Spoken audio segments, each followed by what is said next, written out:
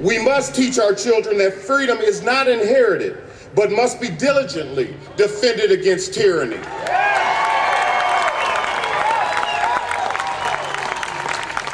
On my show, I've had guests like David Capellian, Patrice Lewis, Dr. Jerome Corsi, and Dale Robertson, who some of you might have heard of.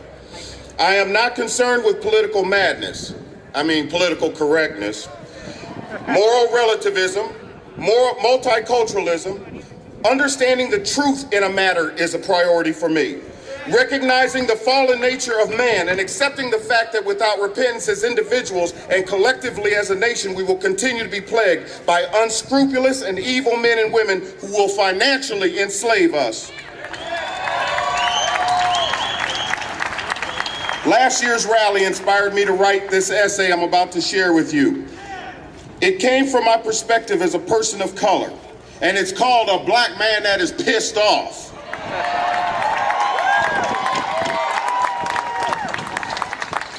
Now, actually, this was done the day after. It was done on April 16th, after I had enjoyed the privilege of standing shoulder to shoulder with so many of you and so many of us that I got to experience a peaceful unification of ideas and principles.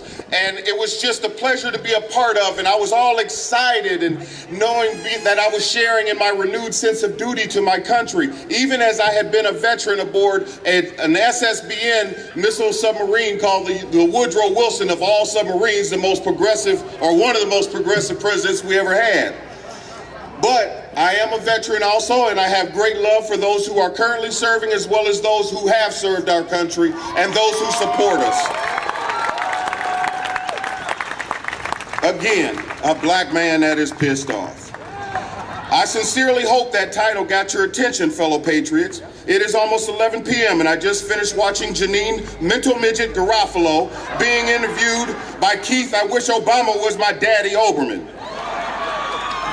I never watched MSNBC, and now I know why.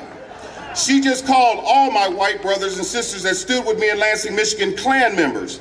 I am not joking. If I could have, I would have ripped her head from her shoulders. One out of many good things that came from our protests is that curious, independent, it unmasked the true nature of our nation's mainstream media. If there are any curious independents out there, I hope you have paid attention to the malicious, biased reporting of our propaganda press.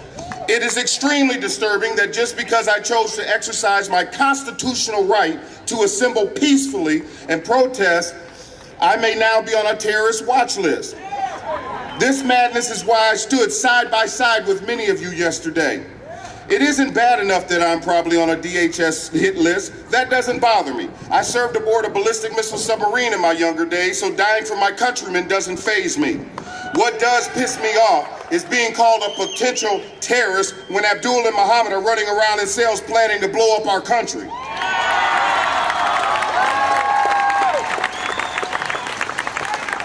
What bothers me is the illegal aliens coming into our country and either contributing greatly to a crime wave or sucking up free. They aren't free. We pay for them. Benefits and nothing being done about it.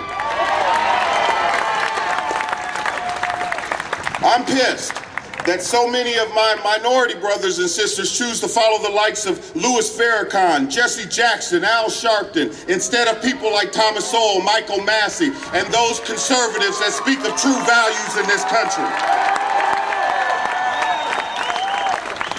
I'm pissed that so many of my black and Hispanic brothers and sisters are so apathetic or ignorant to the facts, choosing instead to drift in a bliss of a false messiah who isn't even eligible to hold the office he has usurped.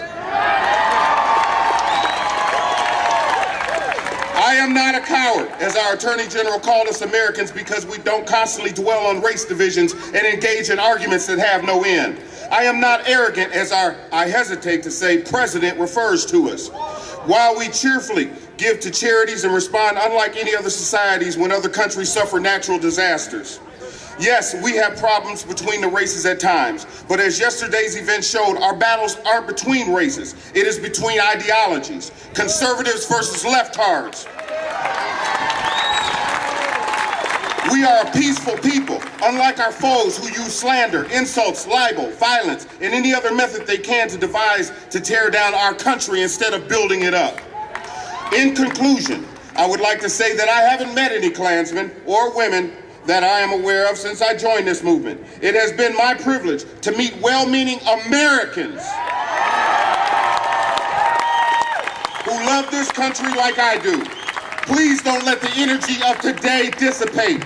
Let it spur us to do greater exploits that our founding fathers would be proud of. Carry on in Jesus' name. I love you all.